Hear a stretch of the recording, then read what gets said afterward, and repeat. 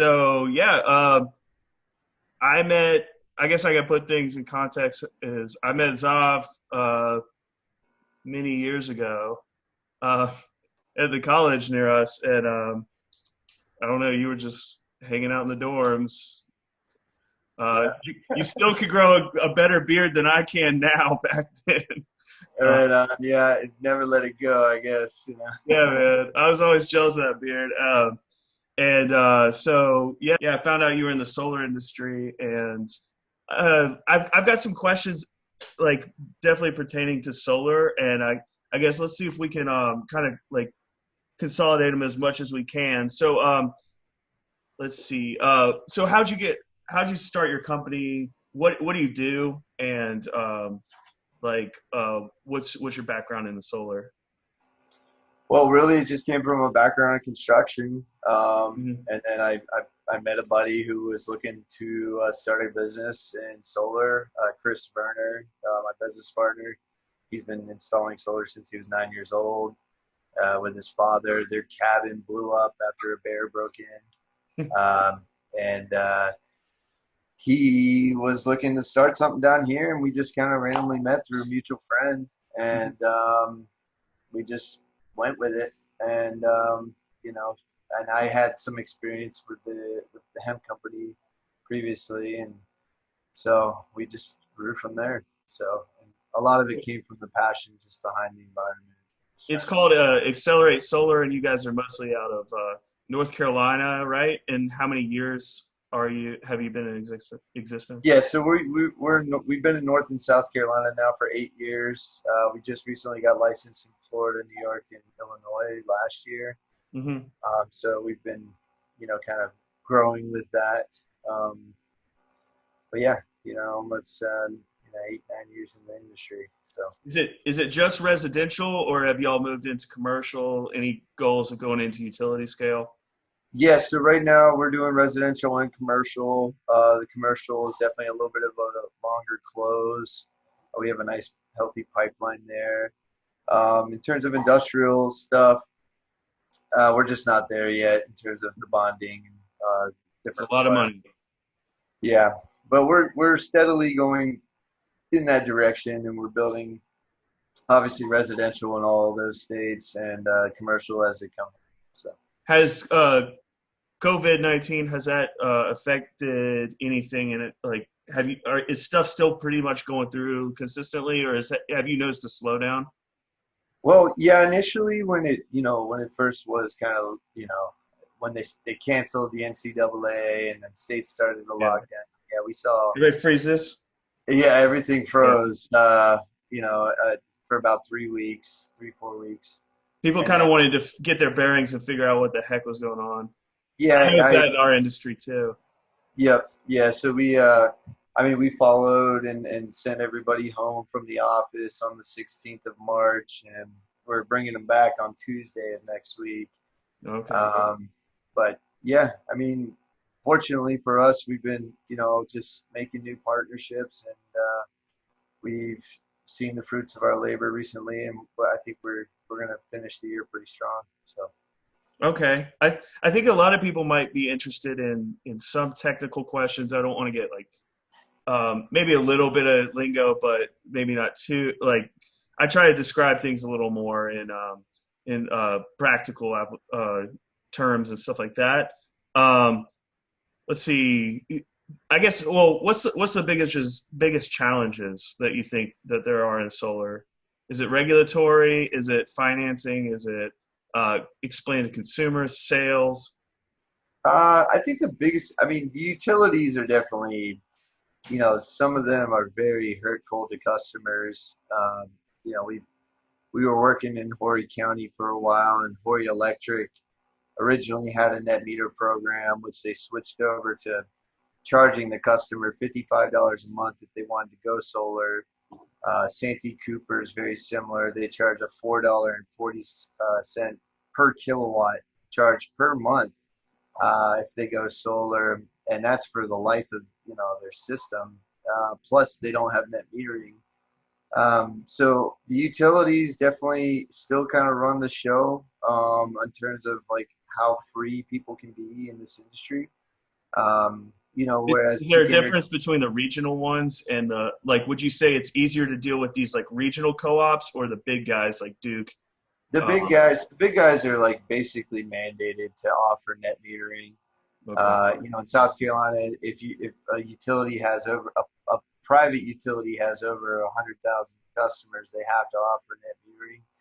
Unfortunately, Horry Electric and Santee Cooper are public utilities, so we're hoping that one day South Carolina wakes up and forces those utilities to offer net metering because it's not fair for the utility to take advantage of the customer.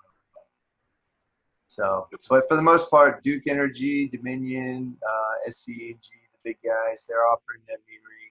It's 1-to-1 per kilowatt hour, so everything you produce, you get a credit for it for the same amount you pay. So I'm, really looking down the road, batteries will be, kind of the next step away from those utilities that are limiting customers because they'll be more affordable.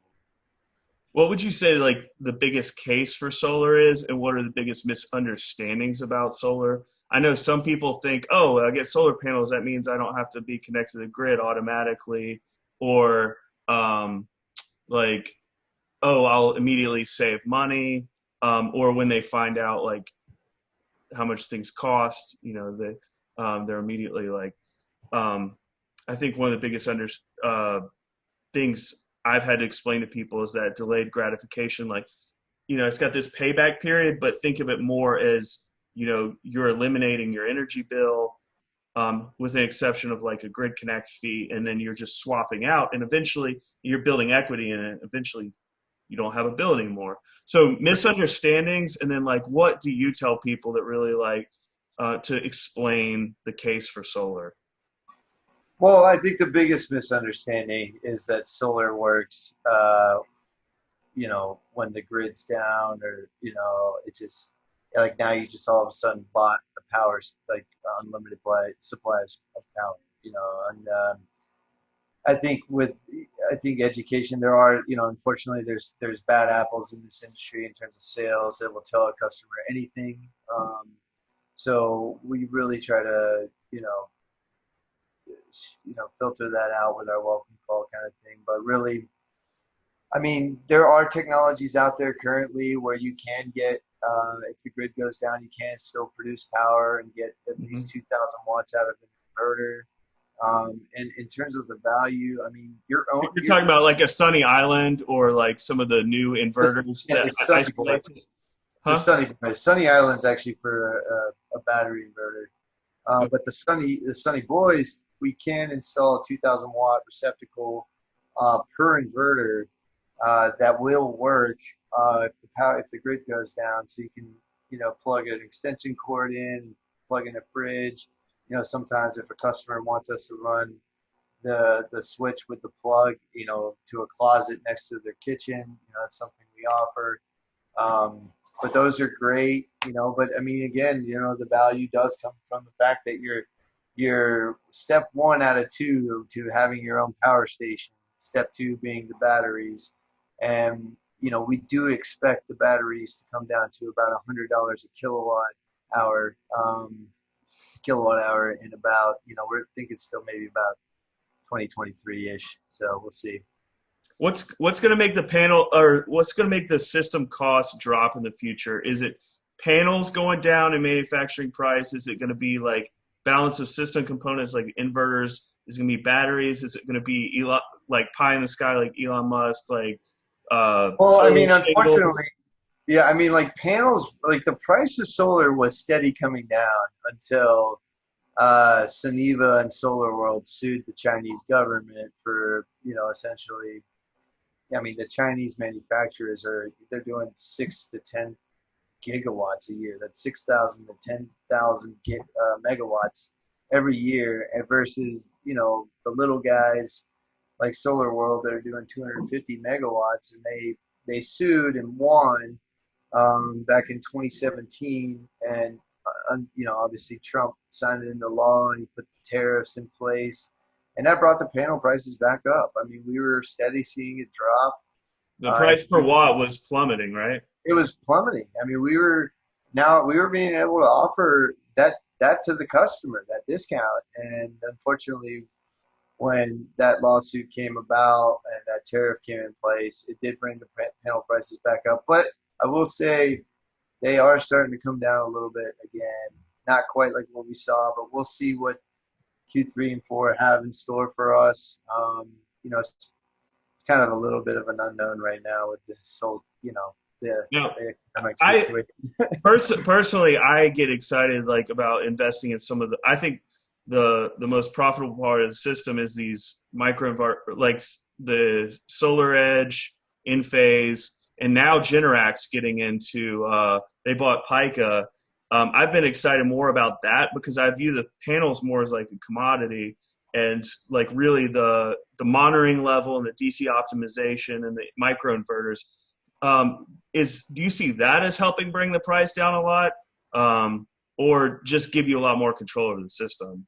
And do you get excited about any of those particular products? I mean, I will say, Enphase is a newer technology. They've been around for just over 10 years, and for us, we typically stay away. We do use Solar Edge with their power optimizers. The main reason is because inverters don't like to get hot. When you're putting 30 inverters on a roof that's just getting beat by the sun, I just don't think there's enough data right now on the long term. I know that Enphase just went through a run of essentially RMAs where they had to swap out all the microinverters for the homes where the whole system just ended up failing.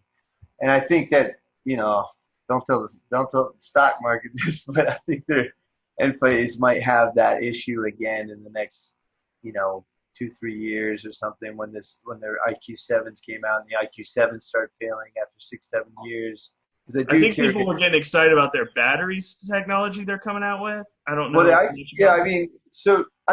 honestly, like Enphase could change the game completely. The IQ8s are essentially a microinverter that would work similar to what Sunny Boy has in place with their secured power supply, that 2,000 watts. But what they're trying to come out with right now is essentially that if the grid goes down, your entire system will speak to the main service panel and feed it the amount of power to run what's getting pulled or turned on.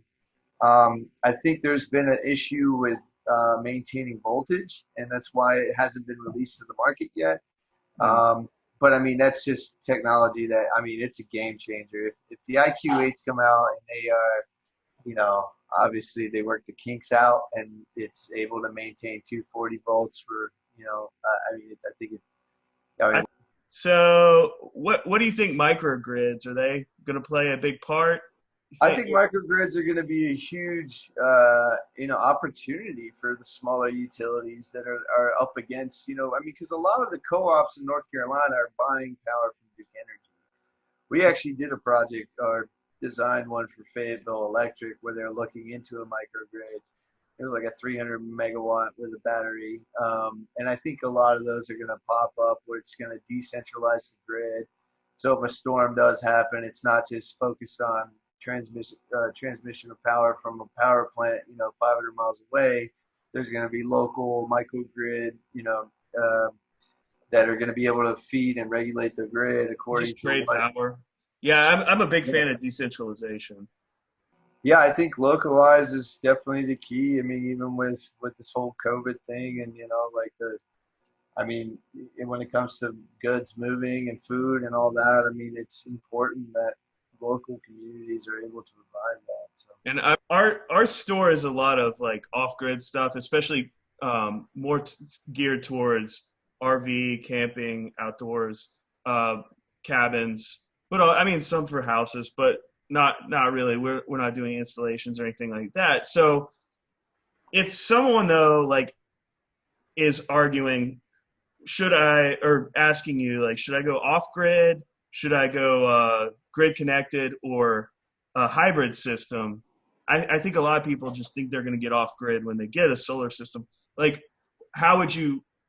I would take their circumstances into obviously if you're traveling around RV, you're going off grid or or if you're going to be in the middle of the woods, like I know somebody that got there off grid because the cost to run a electric line was thousands of dollars. I said, Yeah. yeah, it makes a lot more sense to do that. So what would you tell them? Well, I mean, it really comes down to doing your homework, looking into your utility, making sure that if your utility does offer net metering, yes, you can completely offset the kilowatt hours that you're using in a year. And net metering is what? Net metering is, essentially where, say I used, 400 kilowatt hours in a month and my system produced 600 kilowatt hours. Most of those programs will roll that 200 kilowatt hours over into the next month, so leading into the months like going into the summer, or if you got a hot, heavy gas, or it's not gas, but heavy heat bill, that it can carry over to those months and help offset that your consumption. Duke Energy, for example, does actually, in fact, on June 1st of every year, anything you're rolling over, they accept it as a donation. So they give you zero value for that power. So you want to make sure you're not oversizing it as well. And that's something that that's where you have the curve, and you kind of get, because you want to produce more in the winter and the spring, right, than you need, and then less in the summer, so that you kind of like split that curve. Well, I mean, the summer is obviously the best months for solar because the days are longer. But you don't want to produce as that's usually when people use the most power, right? Right. Summertime with the AC cranking all day.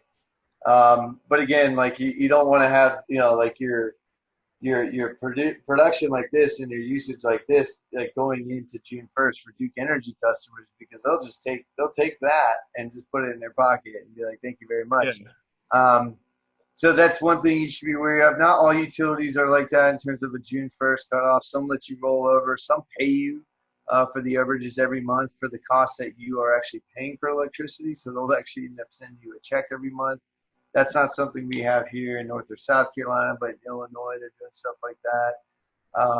And then there's the utilities that don't offer net metering, and anything that you send to them, they give you a price per kilowatt hour, which is usually like 3 to 5 cents. So if you're paying, 11, 12 cents, anything you send to them, they're only giving you a half or a third. So you want to make sure that you're designing that system based on about 50% of the production that you're using. So all the power that you're using during the daytime is used by, like, basically everything that your solar is producing during the daytime is now your home's using, and you're sending as little bit as possible to the utility. I would say siting your house is really good in the first place. Like, I like to use Google Sunroof just to spec out like how that's not a very professional software, but it's still very effective. It shows do you have a lot of tree shading? Yeah. Do you have a good south facing roof? And if not, like, do you have a good east and west that you can kind of split those panels, right? Right, absolutely. I mean, that's very important when it comes to solar. It doesn't work in the shade. It doesn't do very well facing north in those winter months when the sun's not getting high enough. So you want to have a southeastern, southwest, southern facing orientation of the panels where they're installed. And obviously, you got trees, unfortunately, most of our customers, they don't want to cut them down, but after a couple of years, they're like, hey, do you know a tree guy? I'm ready. And that's where some of those power optimizers come in really well, though, too, isn't it? If you get shading across, if you have string inverter and you get shading across one panel, doesn't it knock out that whole string, as opposed to like when you can isolate those panels and have panel level monitoring? If one panel gets taken out, you don't take all of them out, right? Yep. Yeah. So that's exactly how string inverters work. I know that there are, SMA has like a dual NPPT. Well, that's basically for doing multiple roofs, but yeah, absolutely. I mean, optimizers, microinverters, they're focused directly on the panel and each cell of that panel. So that's really, so if shade covers one panel, it's not going to affect the rest of the string. So I did want to bring up other ways to use solar, and whether you do that or whether you recommend it. Is there's solar thermal, and then within that there's flat plate and evacuated tube, and then I've actually run across a product. I was wondering what you thought of. They're like mounted against the sidewall, and you actually pull air through, and it's a solar air heater, and it goes like through a matrix. It heats the air and then puts it back in the house. It's kind of looks like a flat plate collector, but it had like, you know what I'm saying? I haven't actually seen those. It has a little PV panel that runs a fan, and it pulls air in, and it's Okay. black, and it like keeps it in there long enough to like superheat the air, and it is used as a supplemental heater, or it's a solar air heater. And then there's Yeah. obviously the solar water heating. So if you don't know Yeah. anything about that, you can just talk Well, about yeah. Well, I mean, my opinion, solar thermal, it's not worth the money. I mean, I would much rather bundle in a hot water tank that's energy efficient. We offer those A.O. Smith hybrid energy efficient water like an tanks. instant water heater or a tank. No, I mean, no, we don't do instant water, mainly because if you do want batteries in the future, it does have a high pull of energy to heat that water. So the hybrid ones, it's like a geothermal water tank. They're about, anywhere from $1,200 to $1,500 from Lowe's. But they use about 960 kilowatt hours a year versus the standard, one that's put in a, regular, HOA home is about anywhere from 4,800 to 5,000 kilowatt hours a year. So right there, you're saving 3 kW of solar by just swapping out that hot water tank. So that's one way around it. I mean, solar thermal, again, for the cost, it's just so much cheaper just to swap that water tank out for those geothermal ones and then just offset the 960 kilowatt hours with solar. If you had to pick between a flat plate and an evacuated tube, though, what do you like better? In terms of thermal? Mm-hmm. Yeah, the flat plate, I think, is the one we use. Again, we've only done like 2 maybe. Yeah. And the guy's house that we did, he had the radiant floor throughout his basement and his top floor. So his whole home had radiant floor. So it actually made sense for him because he heated his home on hot water. So, I always tell people the best way to do solar is focus on energy efficiency first, insulation, air, weatherization, windows, that sort of thing. And then make your appliances, like do an assessment of your appliances and kind of categorize how many kilowatts and all that kind of stuff you're using. Try to get like an induction stove use a lot less than full electric. Just whatever things you can either eliminate or reduce, and any things you can take off electricity if you're going off grid, like a propane refrigerator, stuff like that. And then suddenly your system shrinks a lot. Yeah, it absolutely makes sense. You don't want to buy solar to offset inefficiencies, like if you have a home. I know, like I've seen people try to sell that as well. So if somebody's doing a battery system, would you say like lead acid versus lithium? Do you have any preference on that? I like those glyphosate lithium ions that we have right now. It doesn't have that fire hazard. It does still come with that 10-year warranty, and it has like a 10,000 cycle life. It just depends on the application. Chris's dad's got he's got the lead acid Trojan L16s, and but that cabin is essentially a summer cabin because in the wintertime he's running everything on propane. It's in upstate New York. So for the most part, he's got a controller on it where it's producing it's able to function just with lead acid. But again, it is like upstate New York, so the summers are also a hot day is 85 degrees. You can just open the windows up, and then nighttime it's in the 60s. But for down here in that type of application, if you're going off grid, you definitely want to have something that has that cycle life where if you're utilizing it every day. It's definitely best to go with like a blue ion or a simplified battery. There's also another one. Everett's. Blue ion. I'm trying to. Well, blue ion, but Everett's company with. Man, I'm trying to give him a shout out, and I'm totally screwing this right now. Anyway, but again, so when it comes to like doing something off grid and having, on a daily cycle, you do want to have a battery that carries that 10-year. Stores power. So stores power, Blue Ion, and Simplify, the three batteries that we vetted and have been installing for customers that want that lithium-ion option. What should people ask somebody that's trying to sell solar to them? What should they look for in somebody, so they get the best value? Like, what are probably some of the best questions to filter out? Well, I mean, I think just asking all the questions and reading that salesperson in terms of, if they're not jumping on the answer and knowing the answer immediately, then they're probably just making something up. I've been in sales calls where, I hardly get to do it anymore because I'm so busy. But when I do get on it, I sometimes talking too much because I'm realizing I'm talking too technical. But at the same time, those customers really appreciate me coming out because they're like, I've had 2 other appointments and these guys couldn't answer any of these questions. So that should be a red flag in my book. I'd rather see somebody talking technical to me than just going crazy, talking about the install, where we're running conduit.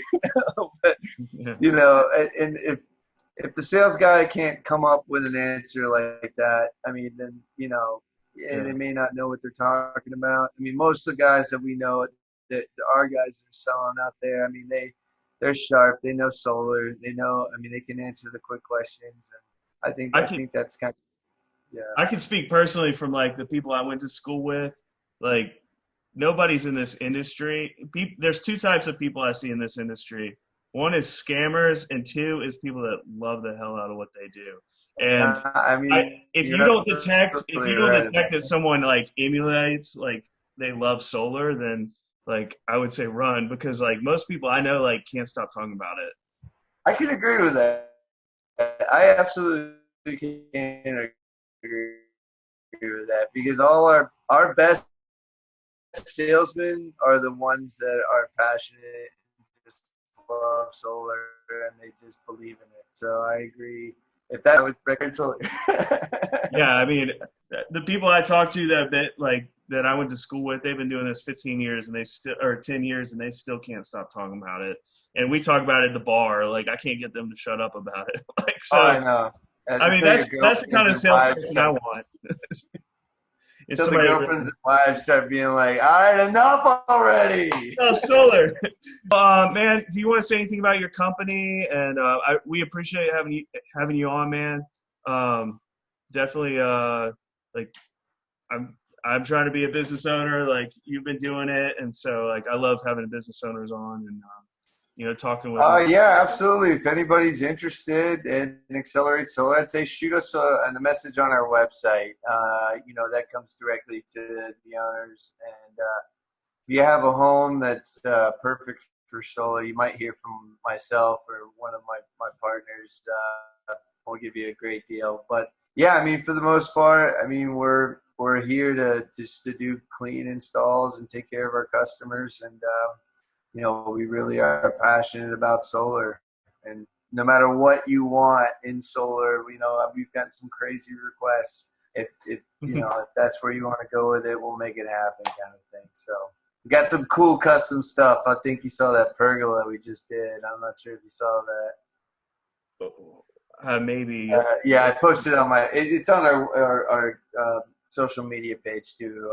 Yeah, I like following all my solar friends. See all this solar canopies, and all this kind of crazy. Yeah, it's basically a solar canopy pergola we just did. It's all custom, but we're gonna. The ideal job is when you get out of just doing the utility stuff gets cookie cutter. When I was in Asheville, we were doing we were just doing stuff for a guy to charge his Tesla, little 6 kilowatt things, and you get into those custom off-grid things. Those are the funnest to do for sure. Yeah.